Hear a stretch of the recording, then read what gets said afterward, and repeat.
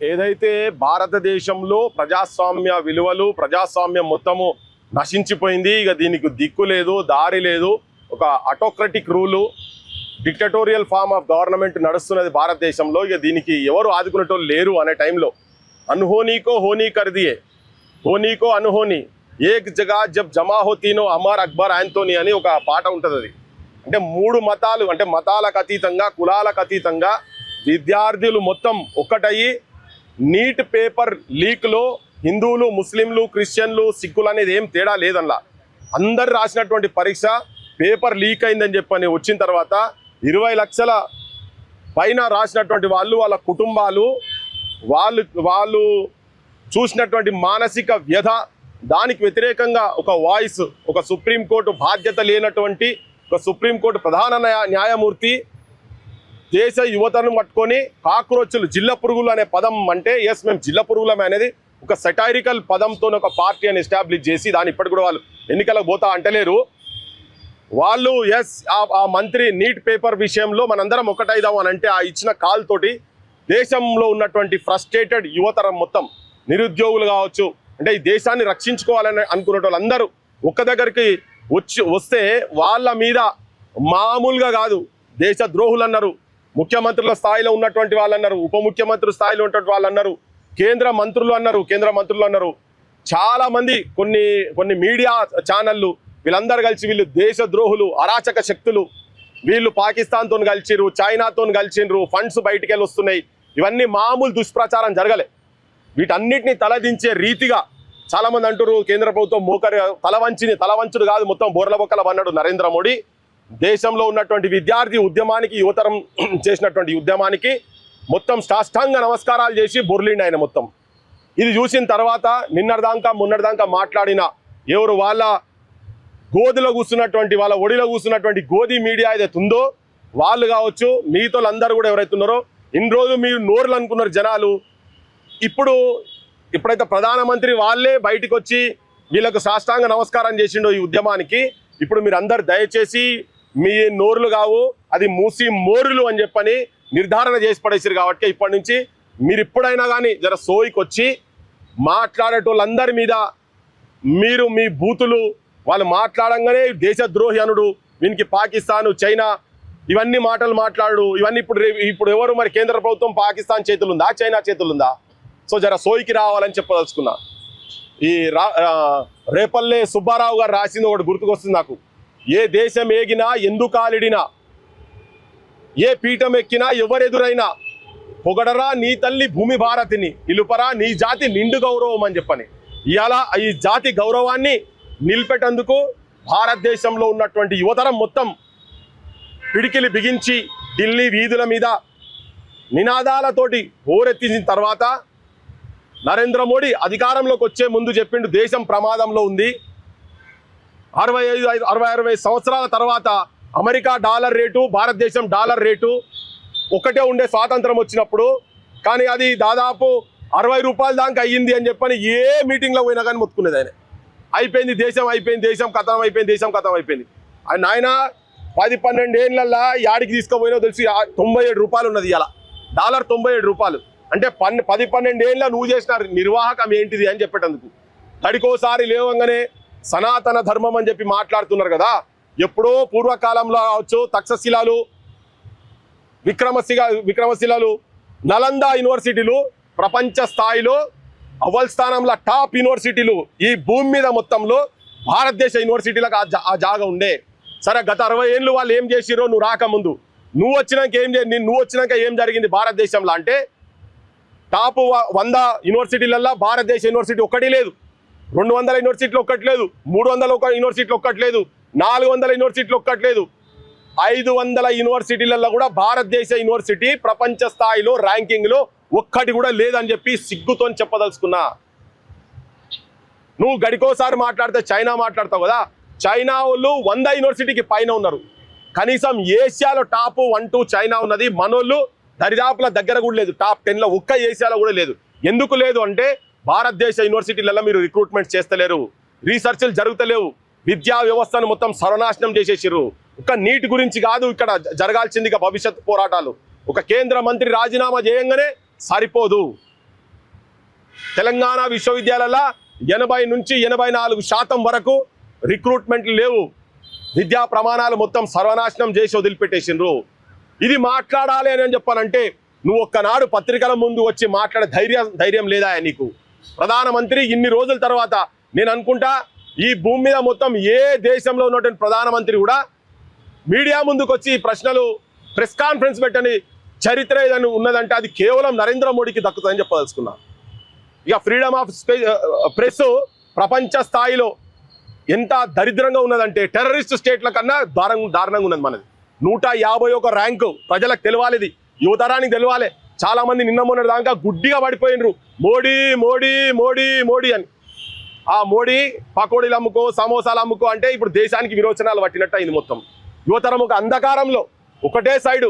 పాకిస్తాన్తో మనకు ప్రమాదం ఉంది, చైనాతోని మనకు ప్రమాదం ఉంది. ఇదన్నీ చెప్పుకుంటా ఓట్లు దండించుకుంటా గుడులను రక్షణ చేయాలి. భారతీయత అంటే మన హిందూ రాష్ట్రం అని చెప్పనన్నాడు. గుడులలోనే దేవుని సొమ్మే మింగిన తర్వాత ఇంకా మీ పాలనలో రక్షణ ఎక్కడ ఉంటుంది ఆయన? ఇది యువతరం అర్థం చేసుకోవాలి. ఇది మాట్లాడేందుకు పత్రికలోళ్ళు వీళ్ళంతా మాట్లాడాలంటే దీని ర్యాంక్ ఎక్కడ ఉంది? కానీ 150 ర్యాంక్ ఉన్నది. నిన్న మాట్లాడుకుంటూ ఒక పెద్ద మనిషి చెప్పిండు ఎంత ఘోరం బక్క చిక్కున్నారు అంటే నాకు తెలంగాణ ఉద్యమం అప్పుడు గుర్తుకొచ్చింది. పిన్నీసులు పెట్టుకొని చెప్పులు లేకుండా గుండీలు పోతే పిన్నీసులు పెట్టుకొని వెనుక పాయింట్లు జినిగి కాలేజీ స్టూడెంట్స్ వచ్చి రాళ్లతోటి తిరుగుబాటు చేసే మానుకోటల ఆంధ్రోళ్లకు ఆంధ్ర పాలకులకు ఒక్కసారి వాళ్ళందరికీ ఇది పడ్డది.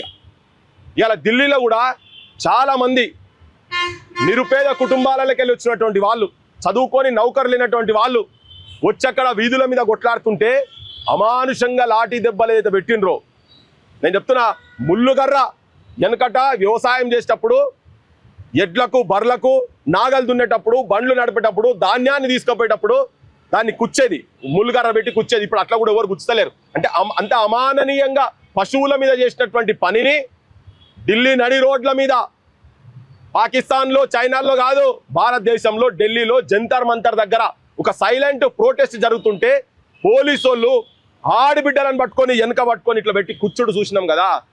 దేశం మొత్తం కన్నీళ్ళ పర్వంతం అయిపోయింది.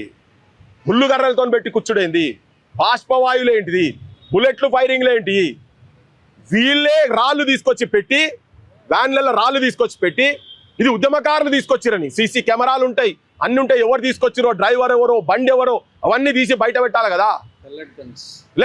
గన్స్ వాడిండ్రు, రాళ్ళు తీసుకొచ్చిండ్రు, ఆడబిడ్డల బట్టలు చింపిండ్రు. ఇవన్నీ చూసినాక దేశం బగ్గుమన్నది. దేశంలో ఉన్నటువంటి మాల్ న్యూట్రిషన్, అరే పుట్టే పిల్లలకు కూడా కనీసం పుట్టే పిల్లలకు సరి అయిన పౌష్టికాహారం దొరకలేదని ఆయన ఇడ వయసుకు తగ్గట్టుగా పొడుగు భారతదేశ పిల్లల్లో 36% లోటు ఉన్నదని చెప్పదలుచుకున్నాను నేను. ఇది తెలవాలి, జనానికి తెలవాలి. అనేమియా తోటి 57% మహిళలు ఇబ్బంది పడుతున్నారు. భారతదేశ మహిళలు పొద్దున్న లేస్తే భారతీయత గురించి మాట్లాడతారు కదా, భరతమాత ఏడుస్తున్నది. ఇవన్నీ కాక పైశాచికంగా ఇప్పుడు రాహుల్ గాంధీ ఒక కొత్త మాట మొదలు పెట్టిండి. ఎవడెవడైతే ఢిల్లీలో ఆర్డర్ చేసిండో కేంద్ర మంత్రి దీనికి జవాబు చెప్పాలి, మేము పార్లమెంట్లో మాట్లాడతాము అని చెప్పని అన్నాడు. నేను కూడా అడుగుతున్నా, నువ్వు పాలించేటువంటి తెలంగాణ రాష్ట్రంలో ఆడబిడ్డల మీద పోలీసు వాళ్ళు చేయి చేసుకుంటున్నారు. ఇప్పుడు నిరుద్యోగ యువతరం మీద లాఠీలు దులుపుతున్నారు, నిరుద్యోగ యువతరం మీద బూతులు తిడుతున్నారు, ఎల్ కొడుకులు ఎం కొడుకులు అని. మరి పచ్చిగా నేను ఒక రాష్ట్ర మంత్రి ముంగట ఇక్కడనే రవీంద్ర భారతిలో కూర్చొని ఆయన స్టేజ్ షేర్ చేస్తే చెప్పిన, నేను యాక్షన్ తీసుకుంటా అని చెప్పిండు. బహిరంగంగా వేదిక మీద చెప్పిన, మీ ప్రభుత్వంలో నిరుద్యోగులను నిరుద్యోగులు ఫైట్ ఎందుకు చేస్తున్నారు? ఇక్కడ 2 లక్షల ఉద్యోగాలు ఇస్తా నీ మేనిఫెస్టోలో పెట్టినావు. రాహుల్ గాంధీ, రేవంత్ రెడ్డి పెట్టినావు, ఇస్తలేవు అని అడిగితే వాళ్ళ మీద ఇప్పుడు నువ్వు ఢిల్లీలో కేసులు తీయాలని చెప్పని బాగా పోజులు కొట్టుకుంటూ మాట్లాడుతుండ్రు రేవంత్ రెడ్డి. నేను జనానికి చెప్పేది ఏంటంటే, ఈయన రేవంత్ రెడ్డి పని ఎట్లున్నది, రేవంత్ రెడ్డి నువ్వు ఈ రాహుల్ గాంధీ పని ఎట్లుందంటే, సంపినోడే సంతాప సభలు అన్నారు కదా, సంపినోడు సంతాప సభ కాదు, సంపినోడే శవయాత్రలో పాల్గొంటుండు, సంపినోడే నినాదాలు ఇస్తుండు. ఇప్పుడు నేను ర్యాలీ పెట్టిండుగా ఈడ 5 గంటల సేపు ట్రాఫిక్ను మొత్తం జామ్ చేసి హైదరాబాద్ అంతా ఆగమాగం చేసి మా బోటలో ముట్టిగా రోడ్డు మీద వచ్చి కూర్చుంటామంటే కూడా తీసుకుపోయి బొక్కల వారేస్తారు కదా. ఎవడు పర్మిషన్ ఇచ్చిండే? ఎందుకు చెప్పలే జనానికి నువ్వు ఆ రోడ్ల మీద రావద్దని చెప్పి? ఇట్లా ఆయనే ముంగడికి వచ్చి ఇప్పుడు ఆయన్నే దయ్యాలు వేదాలు వల్లించినట్టుగా ఔరోంకి షాదీమే అబ్దుల్లా దివాన్ అన్నట్టు నువ్వు చేసిన పని కాదు, నువ్వు చేసిన ఉద్యమం కాదు అది. వచ్చి ఇప్పుడు ఈయననే మళ్ళా నీతివంతమైన మాటలు వీళ్ళే మాట్లాడుతున్నారు. నువ్వు యువకుల మీద విద్యార్థుల మీద తెలంగాణలో కేసులు పెడుతున్నావు కదా, నీ కేసుల సంగతి ఏంటిది? తెలంగాణ ఉద్యమంలో భాగస్వామి అయినటువంటి వాళ్ళందరి మీద కేసులు ఎత్తేస్తా అంటున్నావు కదా, ఇప్పటిదాకా వాళ్ళు పోతున్నారు. కొత్త దుకాణం మొదలు పెట్టిరు వీళ్ళు. మళ్ళా కేంద్రంలో బీజేపీ వాళ్ళు, ఇక్కడ కాంగ్రెస్ వాళ్ళు, బీఆర్ఎస్ వాళ్ళు, బీజేపీ వాళ్ళు కూడా.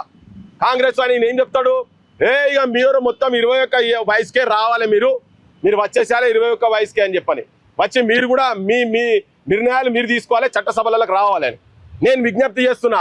కరెక్టే, మీరందరూ యంగ్ హార్సెస్ కూడా చూస్తున్నారు. పెద్ద మనిషి అన్నాడు young horses are better than old donkeys అని. నేను డాంకీస్ అనే పదం వాడదలుచుకోలేదు, ఎందుకంటే వాళ్ళందరూ పెద్ద మనుషులు ఉన్నారు కదా, మీ దాంట్లో పెద్ద కుర వృద్ధులు ఉన్నారు కదా రాజకీయ నాయకులు, డాంకీస్ అనదలుచుకోవాలి, అట్లీస్ట్ ఓల్డ్ ఎలిఫెంట్స్ అనదలుచుకున్నా.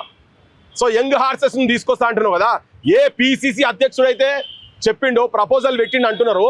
18 ఏళ్ళకే మా రాహుల్ గాంధీ తీసుకొచ్చి చట్టం చేసిండు, 61 నెంబరు ఇదంతా చెప్పిండు కదా.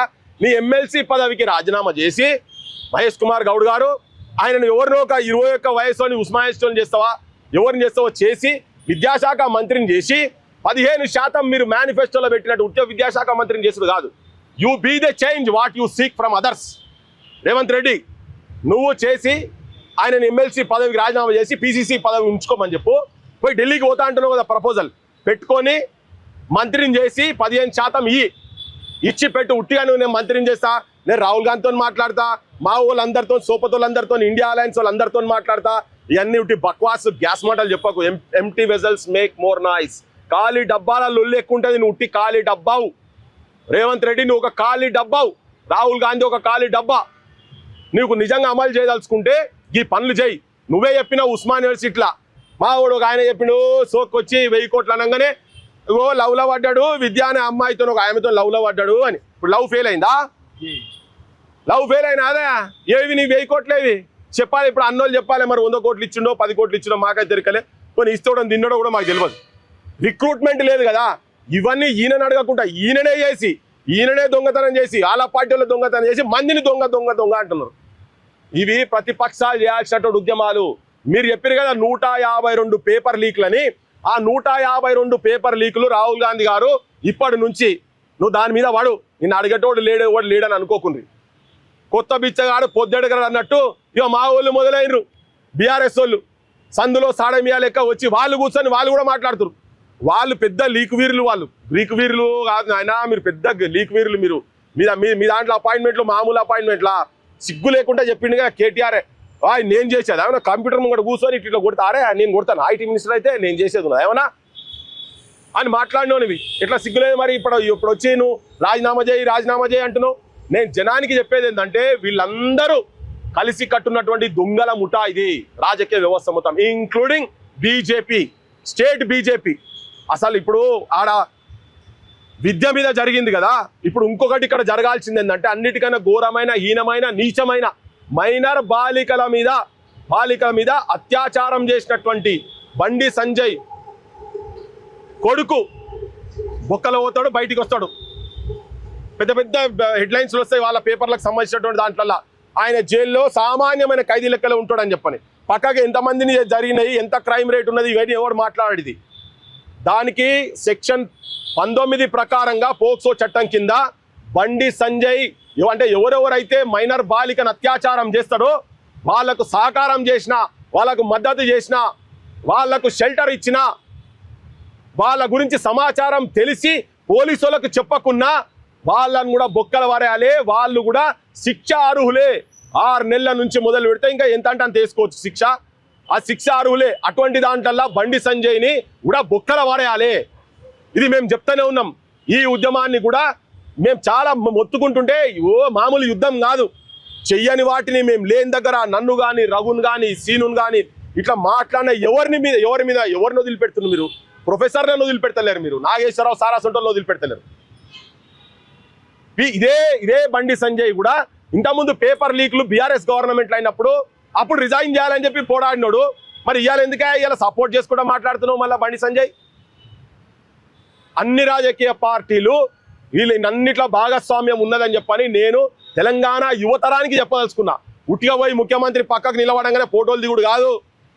నాకు ఇంకా కొద్దిగా చైతన్యం వచ్చి అదే దగ్గర ఈ తెలంగాణ యువకులకు SIPCల వేకెన్సీలు 20,000 ఉన్న తర్వాత నువ్వు ఎట్లా 5,000 ఇస్తా అని చెప్పని ఒక 10 ప్లకార్డులు పట్టేది ఉంటే బాగుంటుండే. నాకు తెలియదు ఈయన ర్యాలీ ఉన్నదని, ఏదో పని నేనే చెప్పిస్తుండే. ఈవెన్ నిరుద్యోగ యువకులకు కూడా, నిరుద్యోగ యువతరానికి నాయకత్వం వహిస్తున్నటువంటి నేను ఆ మిత్రులందరికీ విజ్ఞప్తి ఏం చెప్పదలుచుకున్నా అంటే, రాజకీయ పార్టీల చుట్టూ తిరగకండి. మీ కండ్ల ముంగట భగత్ సింగ్ వారసులు ఢిల్లీ వీధుల మీద ఏ నరేంద్ర మోడీని ఎవరు తల వంచరన్నారో ఆ నరేంద్ర మోడీకి నిద్ర పట్టకుండా రాత్రి 12 గంటలకు 2 గంటలకు ఆయన సెల్ఫీ వీడియోలు పెట్టే ఒక యూట్యూబర్ లెక్క. ఈయన ప్రధానమంత్రికి తక్కువ, యూట్యూబర్కి ఎక్కువ ఉన్నాడు ఈ పెద్ద మనిషి. నువ్వు ప్రధానమంత్రి పదవి బంద్ చేసుకొని ఓ యూట్యూబ్ ఛానల్ పెట్టుకో, నీ లైక్స్ ఎన్ని వస్తాయి, నీ ఇన్స్టాగ్రామ్ లైక్స్ ఎన్ని వస్తాయి, గివి పట్టుకొని చూసుకున్నాడు బెటర్. ఆయన నువ్వు ముఖం మొత్తం మాడిపోయింది. ఇన్ఫ్లుయెన్సర్ అట. నీ ముఖం మొత్తం మాడిపోయింది, నీ డొల్లాతనం అంతా బయట పడ్డది. హలో ఫ్రెండ్స్, ఫ్రెండ్స్ అని ఇప్పుడు ఇంకేమో బ్రో అంటాడు కావచ్చు. పాస్ తయారైతాం, ఇటు సగం కొట్టించుకొని ఇప్పుడు ఏముంటుందో మళ్ళీ జెన్సీ అనగానే ఇవన్నీ ఉంటాయి కదా. సో నేను భగత్ సింగ్ వారసులకు, భారతదేశ యువతరానికి, తెలంగాణ యువతరానికి చెప్పేది ఏంటంటే, అమరుల త్యాగాలు వృధా పోనీయకండి. తెలంగాణ ప్రజలు, భారత ప్రజలను మరోసారి దగా కానీయకండి. ఇవాళ కాక్రోచ్ పార్టీలు రాజకీయాలకు రాము అంటున్నారు. ఇంతకుముందు రఘు అన్నాడు మీరు సంఘం పెడతారా, పార్టీ బరాబర్ రాజకీయ పార్టీ వస్తుంది. తెలంగాణ క్రాంతి దళ్ రాజకీయ పార్టీగా మారబోతున్నది, మారుతుంది అంతనే. ఇది గుర్తు పెట్టుకొని ఊర్లలో తయారు కాండ్రి. ప్రజా గుండె సవ్వడులకు ప్రతిరూపాలు కాబోతున్నాం తెలంగాణ క్రాంతి దళ్. చాలా ఉద్యమాలు జరిగినాయి ఇక్కడ. మార్వాడి అగేన్స్ట్గా, మార్వాడులో దోపిడీకి అగేన్స్ట్గా, ఉత్తర హిందుస్థాన్కి వెళ్ళి వచ్చి వాళ్ళ ప్రజలకు వ్యతిరేకం కాదు, మేము ఇక్కడికి వచ్చి దోపిడీ చేస్తున్నటువంటి వాళ్ళకి వ్యతిరేకంగా జరిగింది. తెలంగాణ అస్తిత్వం గురించి కొట్లాడేందుకు ఆంధ్ర ప్రతిమలు తీసుకొచ్చి ఇక్కడ పెడితే మన నడి ఒడ్డు మీద, మన గుండెల మీద పాదాలు పెట్టి ఆంధ్ర పోలీసు వాళ్ళు తంతుంటే కూడా తిరుగుబాటు చేసినాం. బడుల గురించి ఈ పెద్ద మనిషి చెప్తున్నాడు, మొత్తం కాపాడుతాము యువతరాన్ని. అరే విద్యనే లేకుండా చేసి సర్వనాశనం చేస్తున్నావు కదా. 23,000 బడులను తెలంగాణలో బంద్ చేస్తామంటే మేము మండల్ మీటింగ్లు పెట్టుకుంటూ తిరుగుతున్నాము, చైతన్యం చేస్తాం. చాలా మంది అన్నారు ఇవి ఎందుకు పెట్టుకుంటావు, ఈ విద్య ఎందుకు పెట్టుకుంటావు, దీనికి ఎవరు రాడు అని. బరాబర్ రావాల్సిన అవసరం ఉన్నది.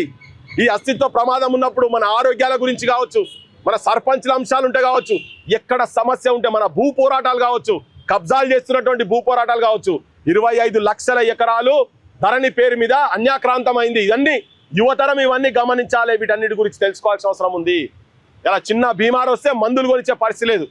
ఇవన్నిటి మీద పోరాటం క్రాంతి దళగా చేస్తూ ఉన్నాం మేము. తెలంగాణ సమాజాన్ని కూడా మొత్తం ఒక్క దగ్గర తీసుకొచ్చి దీన్ని ఓట్లు కాదు, మేము ఓట్ల కాడికి రాము అంటేనే తెలంగాణ కూడా ఉద్యమంలో మా ఓటలో ముచ్చడి మంది తిరిగినాం. కానీ ఓట్లు మాత్రం దన్నుకున్నది రాజకీయ వ్యవస్థ, రాజకీయ పార్టీలు. వాళ్ళు ఇంత పెద్ద భీకరమైన ఉద్యమం జరిగిన తర్వాత 1,200 మంది బిడ్డలు చనిపోయిన తర్వాత కూడా బీఆర్ఎస్ పార్టీ వచ్చిన తర్వాత ఇంటికొక ఉద్యోగము, మంచి చదువు వస్తుంది అనుకుంటే ఆయనే 7,000 బడులు బంద్ చేసిండు కేసీఆర్.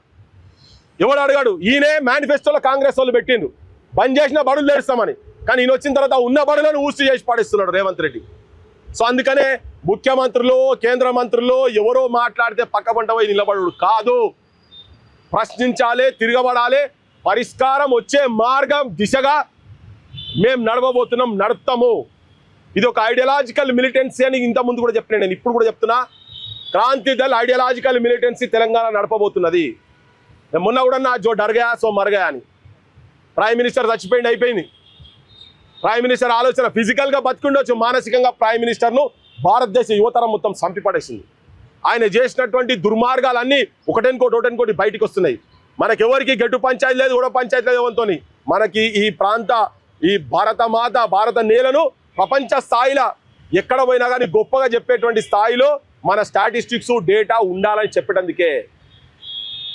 సో తెలంగాణ ఒక రాజకీయ పార్టీగా రాబోతున్నది, ఇట్లా క్రాంతి దళ్ ఒక రాజకీయ పార్టీగా రాబోతున్నది. ఈ ముఖ్యమంత్రులు వీళ్ళు ఈ పగటేసగాన్లతోటి జాగ్రత్త అని చెప్పదలుచుకున్న నేను. యువతరానికి జాగ్రత్త. ఒక్కటే ఆయన నిజంగా చేయదలుచుకుంటే ఇప్పుడు మేము అన్న డిమాండ్స్ చెయ్యాలి. నువ్వు 21 ఏళ్ళ చెప్పినావు కదా, పెట్టు. 2 నెలలు 3 నెలల యూనివర్సిటీలో రిక్రూట్మెంట్ చెయ్యి. మొత్తం ఏదైతే బంద్ అయిన టీఆర్ఎస్ గవర్నమెంట్లో ఉన్నప్పుడు బంద్ అయిన బడులన్నింటినీ తెరువు. నువ్వు చెప్తున్నావు ప్రైవేటీకరణ కేంద్రం నుంచి మొదలు పెడితే ఇక్కడ దాకా పాకింది. హాస్పిటల్ అపోలో హాస్పిటల్ ఇనాగ్రేషన్కి పోయినప్పుడు చెప్పినావు నువ్వు 100 హాస్పిటల్, నేను ఇంకా 2 సంవత్సరాల ముఖ్యమంత్రిని ఉంటా, 100 హాస్పిటల్ మీరు కట్టాలి, 100 హాస్పిటల్ కూడా నేనే ఇనాగ్రేషన్ రావాలి అంటే గవర్నమెంట్ హాస్పిటల్ను బంద్ చేపిస్తున్నాడు రేవంత్ రెడ్డి.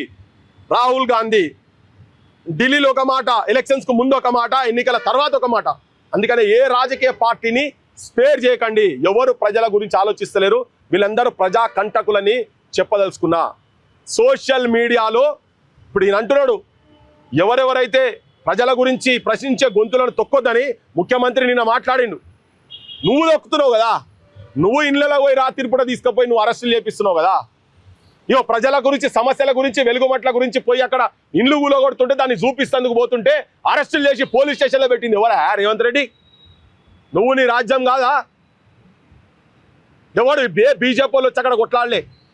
కొన్ని గొంతుకలు తెలంగాణలో, కొన్ని బతుకున్న గొంతుకలు, అది కూడా చెప్తున్నా, భారతదేశంలో ఉన్నటువంటి మెయిన్ స్ట్రీమ్స్ ఛానల్ అన్నీ కూడా నరేంద్ర మోడీ తొడల మీద కూర్చొని డ్యాన్సులు చేస్తుంటే, రెస్ట్ తీసుకుంటుంటే, ఇగో ఇటువంటి నా ముంగటున్న మైకులు లెక్కనే ఢిల్లీలో కూడా సోషల్ మీడియానే విజృంభించిన తర్వాత కూడా భారతదేశం కాదు ప్రపంచంలోనే ఓ గొప్ప అని వెలుగుతున్నటువంటి వ్యక్తి మహానుభావుడు సాష్టాంగ నమస్కారం చేసిండు. ఇవాళ మీ గతి కూడా ఇదే పడుతుంది. ఇక్కడ ఉన్నటువంటి మెయిన్ స్ట్రీమ్ ఛానళ్ళకు కూడా చెప్తున్నా, ప్రజలు ప్రజా సమస్యల గురించి మీరు దూరం అయితే మీరు మీ దందాలు, మీ బిజినెస్లు మొత్తం చాలా తొందరలోనే మూతపడతాయని చెప్పదలుచుకున్నా.